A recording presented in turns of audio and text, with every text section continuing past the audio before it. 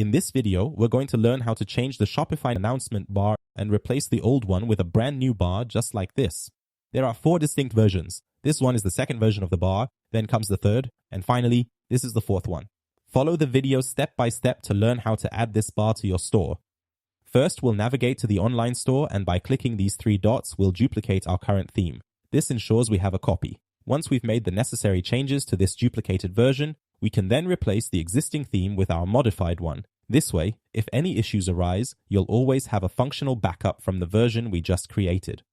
We'll click on the 3 dots, then click on Edit Code. From there, we will proceed by clicking on Explorer. Subsequently, we'll navigate to the sections where we'll locate the announcement, which might also be labeled as an announcement bar in a different theme. Or you can search for the announcement bar here and you'll find it in the sections like this. We'll start by opening the file. We'll replace this entire code with the one I've left for you in the video description. Let's select the code and delete it. Then we'll select the new code, copy and paste it here in place of the old code, then click Save. The code will be saved in this way. Now let's go back to the template, go to the copy and click on Customize. You'll see that the notification bar has been updated. We can select it from here or just click on it. Here you'll find the settings for the notification bar, so follow me step by step. From here, we can show or hide the notification bar. We have 4 different styles here. The first one has text that we can change from here, and it also has a timer that we can easily modify just like this. From here, we can choose the year, days, months, and so on. As for the second style, you'll find its text that you can change from here. The third style has text plus a button you can change from here, then you can start customizing the button from here.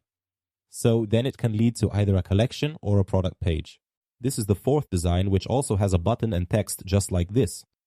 So now you can easily change and customize everything related to this bar. And if you wish to revert to the previous notification bar, you can now go to the same steps. And from there, select the notification bar. Then, once you have it selected, you'll see the word Original here. When you click it, it will revert to the original code, which will be on the left, and the new code will be on the right. So you'll be able to copy the original code and paste it in place of the new one. This way, the notification bar will revert to the original version. Once you've completed all the steps, you can then publish the new theme with all the changes you've implemented simply by clicking the Publish button. After that, you'll need to click Publish one more time. If you need anything at all, just leave me a comment, like this video, and make sure to subscribe to the channel as I upload daily videos about Shopify.